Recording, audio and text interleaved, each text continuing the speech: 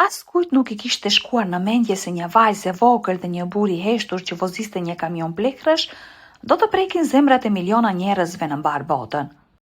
Por kur kjo grua e zakonshme vuri re diçka të pazakon që ndodhte çdo të ejte para një banese në lagjen e saj, vendosi të merrte telefonin dhe të xhiroj.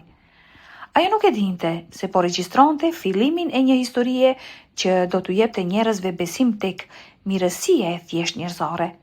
Por çfarë po ndodhte? Përse ndalonte çdo javë ai burr me uniform pune dhe qëndronte në trotuar duke pritur? Dhe kush ishte vogëlushja që po i afroi me hapa të ngadalt e një buzëqeshje të ndrojtur në fytyrë? Kamioni i plechrave kalonte në përlagjen e tyre çdo të ejte, dhe çdo herë ndalej para një shtëpie të veçantë. Shoferi zbriste nga kabina dhe qëndronte në anë të rrugës duke pritur. Por çfarë në të vërtetë po priste ai? Një grua e re e quajtur Trasa, e cila po shikonte nga dritarja bashkë me vajzën e saj 3 vjeçare, vendosi të merrte telefonin nga çanta e saj dhe të fillonte të regjistronte. Ajo kishte vënë re një rutinë të përsëritej çdo të ejte, por këtë herë ndodhi diçka që e la atë pa fjalë. Delvar Dobson ishte i njohur në komunitetin e tyre. Ai kishte qenë punonjës i shërbimit të pastrimit për vite me radhë në atë lagje të vogël në qytetin Bloomington. Edhe pse ishte një burr i qetë dhe i rezervuar, shumë prej fëmijëve nuk kishin folur kurrë me të. Ai nuk ishte lloj njeriu që kërkonte vëmendje, por një ditë një fëmijë pati rastin të njihte nga afër Delvarin. Dhe ajo që ndodhi më pas nuk ishte thjesht prekëse, ishte një mësim për të gjithë ne. Edhe pse Delvar Dobson nuk ishte një person i hapur dhe shoqëror, kjo nuk do të thoshte që ai ishte i pasjellshëm. Përkundrazi, ai dukej se kishte një marrëdhënie të veçantë me një familje në lagjen, familjen Andrakaj. Çdo të ejte në mëngjes, kur kamioni i tij i madh dhe i zhurmshëm kalonte përmes rrugicës, Delvari përshëndeste familjen Andrakaj me një ritual që tashmë ishte bërë pjesë e rutinës javore.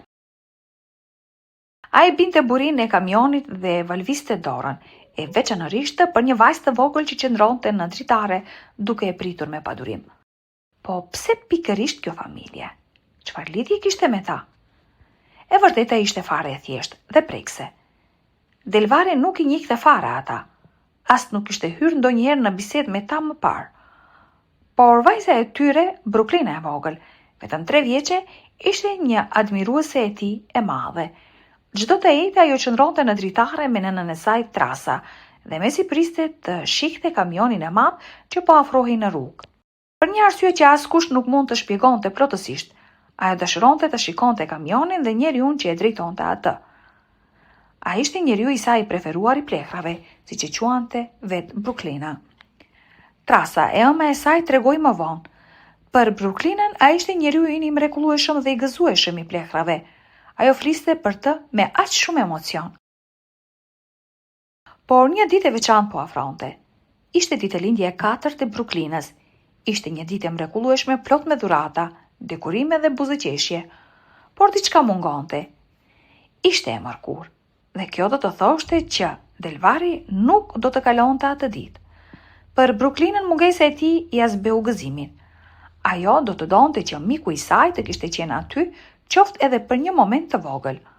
Por Trasa dhe vajza e saj nuk u dorëzuan.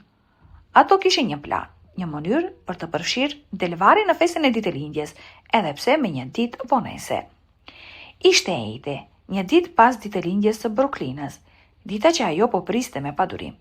Kishte planifikuar diçka shumë të veçantë për njeriun që e bënte çdo javë të ndriçonte. Që në mëngjes herët Bruklina dhe nëna e saj Trasa dolën para shtëpisë me një ëmbëlsirë në dorë, një nga kekët e ditëlindjes, një për t'ia dhuruar Delvarit. Voglushja nuk mund të përmbante emocionet dhe çdo minutë që kalonte e bënte më të padurueshme pritjen për kamionin e madh të plechrave. Dhe më në fund ai u duk në fund të rrugës, duke afruar, ashtu si gjithmonë. Delvari trokiti borin dhe valviti dorën. Por këtë herë vuri re që Trasa dhe Bruklina po qëndronin në këmbë dhe po i bënin shenjë të ndalej. Ai ndaloi, doli nga kamioni dhe filloi të ecte drejt tyre, pa e ditur se po i afroheshin disa nga momentet më të paharrueshme të jetës së tij. Bruklina me një buzëqeshje të ndrojtur dhe sy që i shkëlqenin nga emocionet, ja zgjati kekun. Trasa i tha me zë të butë se kishin festuar ditëlindjen një ditë më parë dhe që kishin dashur shumë që ai të kishte qenë aty me ta. Delvari u prek thellë nga ky gjest i thjesht, por plot dashuri. Si një nën, Trasa më vonë e përshkroi momentin për mediat. Nuk mund ta përshkruaj dot me fjalë sa e lumtur ishte që vajza ime më në fund e takoi. Ajo ishte e tronditur nga emocionet dhe nuk nxirrte dot asnjë fjalë. Dhe ajo zakonisht nuk është asnjëherë pa fjalë. Trasa i shpjegoi Delvarit se ai u jepte atyre një moment të veçantë çdo javë, një ritual që e gëzonte të bien jashtëzakonisht shumë. Ajo falenderoi për mënyrën se si ai e përshëndeste çdo herë, duke bërë që entja të ishte dita më e bukur e javës së Bruklinës. Pasi Delvari u largua për të vazhduar rrugën e tij, Trasa e çoi Bruklinën në çerdhe. Gjatë rrugës vajza ishte më e heshtur se zakonisht. Trasa e pyeti nëse ishte në rregull dhe ajo u përgjigj: "Mami, jam shumë e lumtur." Por kjo nuk ishte fundi i historisë së tyre. Një javë më vonë, e entja erdhi sërish. Bruklina dhe Trasa tashmë ishin mësuar që ta prisnin me padurim kalimin e kamionit dhe përshëndetjen e dashur të Delvarit. Por ajo që ndodhi këtë herë i la pa fjalë. Ndërsa kamioni u afrua para shtëpisë së tyre, Delvari ndaloi sërish, por këtë herë nuk ishte thjesht për të përshëndetur. Ai doli nga kabina dhe në duar mbante një kuti. Me një buzëqeshje të gjerë, ai dorëzoi kutin Bruklinës. Ema dhe vajza nuk e fshihnin kurreshtjen dhe emocionin, teksa e morën kutin dhe filluan ta hapnin menjëherë. Brenda kutisë ishin lodra nga filmi i preferuar i Bruklinës, Frozen. Elsa, Anna, Olaf. Të gjithë ishin aty. Sytë e voglushës u mbushën me dritë dhe emocion. Ishte një nga ato momente që mbeten në zemër përgjithmonë. Trasa dhe Bruklina falenderuan Delvarin me gjithë shpirt. Gjestet e tij, donse të thjeshta, kishin krijuar një lidhje të thellë dhe të sinqertë. Por edhe kjo nuk ishte fundi. Një javë më vonë Bruklina vendosi që t'i përgjigjej bujarisë me bujari. Ajo përgatiti një pankartë të madhe me ngjyrime të ndezura dhe shkroi: "Faleminderit Delvar." Kur ai kaloi sërish me kamionin e tij dhe e pa vogëlushën me pankartën në dorë, ndaloi menjëherë. Sytë e tij u mbushën me lot. Ai e mori pankartën dhe vendosi në kamion, që ta shihte e gjithë lagja çdo të ejte. Ishte një moment që do të mbetej në histori. Në një botë ku shpesh lajmet virale mbushen me negativitet, kjo histori ishte ndryshe. Ajo nuk u harrua, përkundrazi u përhap në të gjithë rrjetet sociale si një shembull i thjeshtësisë, dashurisë dhe njerëzillëkut. Në botën e sotme, ku çdo gjë ndodh shpejt dhe lajmet virale zgjatin vetëm pak ditë para se të harohen, shumë histori të bukura humbasin mes rrëmujës së internetit. Por historia e Bruklinës dhe Delvar Dobsonit nuk ishte një nga ato që thjesht shkëlqejnë për një çast dhe pastaj zhduken. Jo, kjo ishte vetëm fillimi. Delvari, një burr i thjesht që punonte me përkushtim çdo ditë si punonjës pastrimi, nuk ishte vetëm një shofer kamioni. Ai ishte një njeri me zemër të madhe dhe me ëndra të mëdha. Për shumë kohë, ai kishte punuar në ishtje dhe pa bujë, duke bërë punën me përpikshmëri dhe respekt për të gjithë banorët e lagjës. Por në thellësi, Delvari kishte plane më të mëdha për të ardhmen e tij.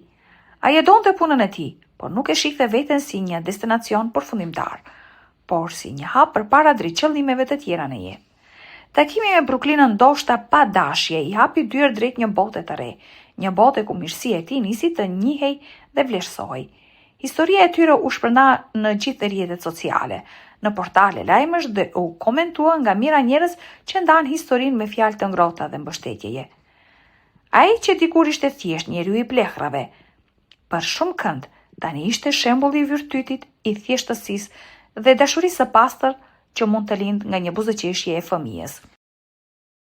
Dhe nëse historia na mëson diçka, është kjo: ndonjëherë, momentet më të rëndësishme të jetës nuk ndodhin në evente mëdhështore apo në dritën e kamerave, por në trotuaret e një lagjeje të qetë, në një përshëndetje të sinqertë, në një kek të ditëlindjes dhe në një pankartë të vogël që thot: "Faleminderit Delvar." Në një botë që shpesh ndjehet e ftohtë dhe e largët, historitë si kjo na rikujtojnë se jemi të gjithë të lidhur me njëri tjetrin dhe ndonjëherë miku më i mirë i fëmijës suaj nuk është superheroi në televizor, por njeriu që kalon çdo të ejte me një buzëqeshje dhe një përshëndetje nga dritarja e një kamioni.